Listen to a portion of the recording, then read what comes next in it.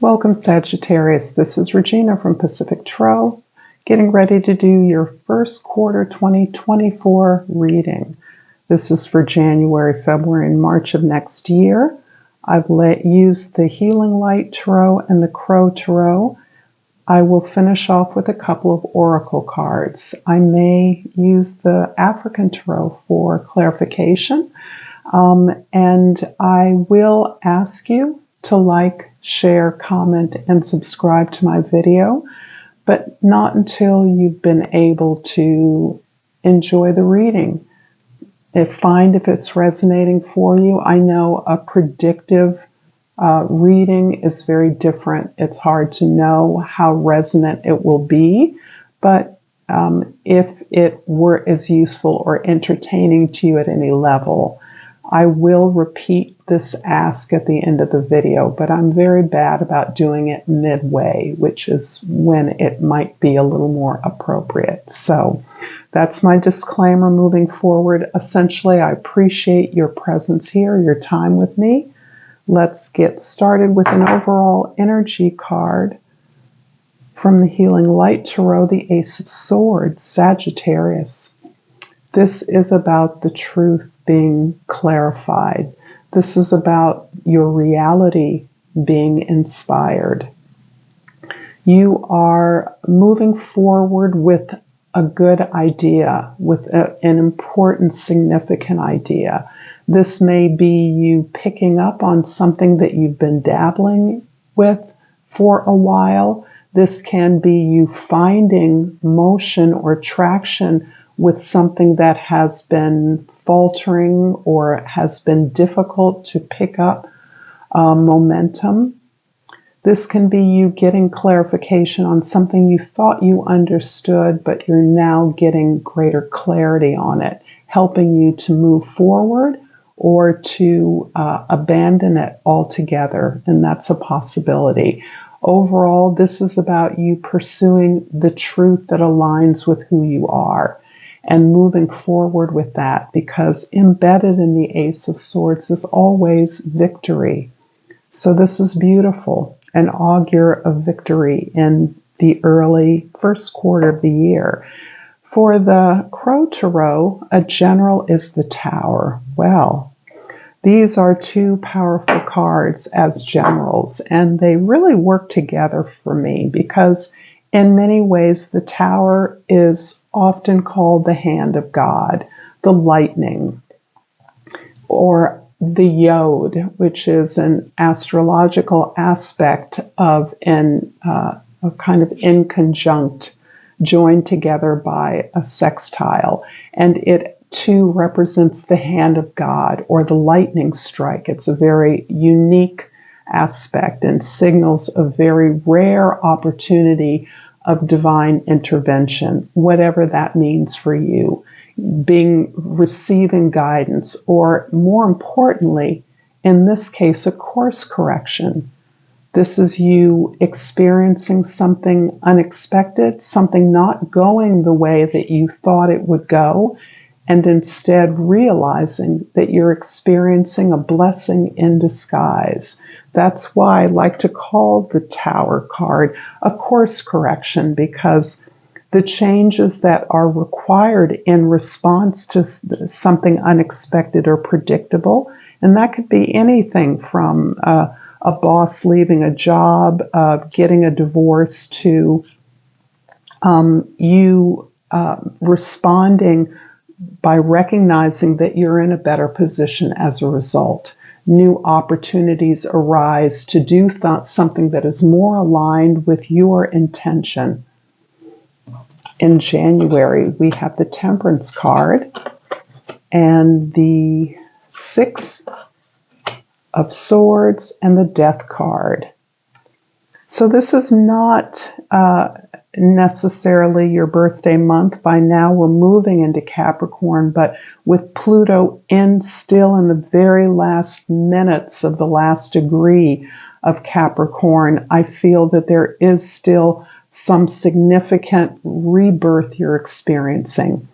And this rebirth is in tandem with a healing. This healing is something that has been adjusted in your life for a while. You've been working on a way of not only clarifying your intentions, your direction, your path, but of cleaning up yourself as a person. This can be you cleaning your health up, decluttering your home, balancing, shifting things so that they're more productive and more functional.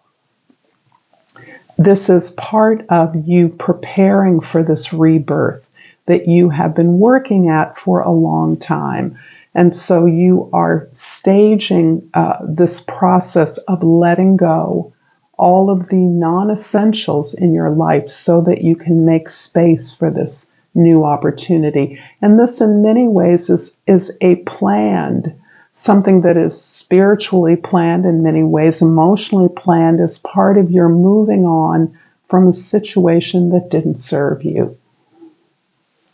These cards indicate that there have been some long-term ties that you have felt bound to, the necessity to conform to something that you thought you wanted has been slowly dissolved. Your allegiance to an old structure has been very incrementally eroded. And that purposeful erosion is you realize now that it is a part of making way for something much better. This is really a powerful confluence that is by no means confined to the month of January, and that generally is true. This moving on has been a long time coming. Some clarity is allowing you to cut the cord to something that you have hung on to, believing, falsely perhaps, believing that it was for you. And releasing that has been very, very difficult. It has required external calamity or a really striking destruction or de-evolution of structures around you to recognize that your path forward is a very different one than what you may have been planning. In February, we have the Ten of Cups, the Knight of Cups, and the Temperance card again. Lovely. So this is indicating absolutely not only the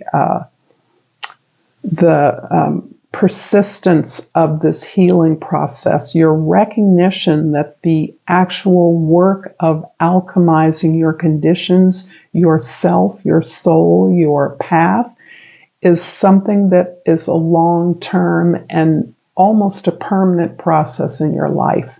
You're employing this process of alchemy to apply to perhaps your work. There may be some literal transformation occurring in what you do. And for most of us, that is what work is, right? We're taking one thing and turning it into something else.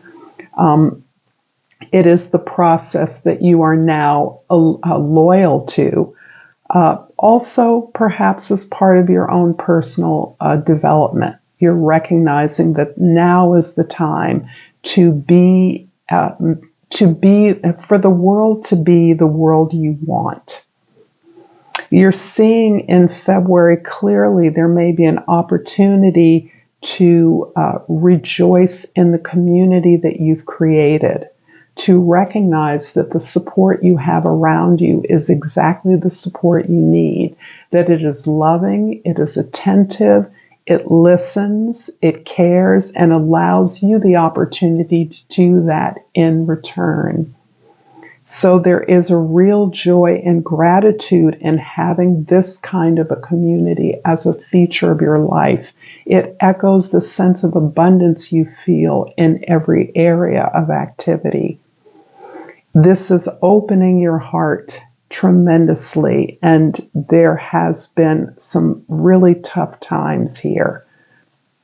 You're opening your heart not only to yourself, which you've been practicing, but this is really mining that creative depth that you have cultivated through the storms of your experience.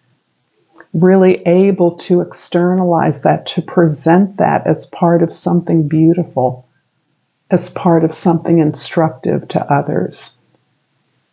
In March, we have the Queen of Cups, the Three of Swords, and the King of Cups. Well, the King and Queen of Cups here always signals a powerful relationship with self. You have really worked on your emotional well-being. That can include your spiritual well-being as well, but you're learning to use your emotions to validate what feels good to you, what is good for you. And this has been challenging because your modus operandi has been optimism, cheerfulness. Everything is good. Everything's a celebration. Everything's a party. And yet, what has been underneath that has been an unwillingness to often ask for what you want, know what you want, and have the courage to stand for that. And that's something you're really, really working on in your life. And you're really coming to a place of understanding it is an automatic. It is an essential piece of your fulfillment, your joy, what you bring to the world. What the world requires from you is your honesty, is your authenticity. But knowing what you want and having the courage to ask for that, the courage to pursue that, is unlocking a lot of doors for you. And it's certainly helping you to understand where the key to your failures and disappointments in the past have resided. And you can see that now. You're seeing that this is not, relationships may not have failed.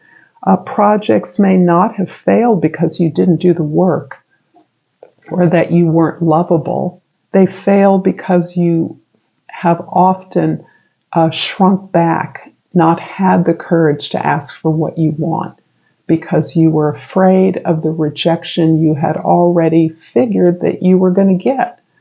So it's funny how that works, right? You've already rejected yourself, so you do the very thing that will ensure your rejection. Whereas now, being who you are brings you nothing but joy, nothing but more love back. Loving brings more love. Being explicit about your desires and intentions brings you opportunities and assistance to do that, to pursue that, and to be worthy of that. This is absolutely beautiful, Sagittarius. I'm going to pull a crystal, divine crystal oracle, and ask you now to like this video if it's resonated for you, to share it with someone, to comment below. I love your thoughts, your appreciations, your feedback, and to subscribe to my channel, Pacific Tarot. I'm so grateful to be doing this work, and I'm grateful to all of you for making it happen. The crystal I pulled is the agate. Get back into balance. And I would point out that temperance repeated twice is all about balance.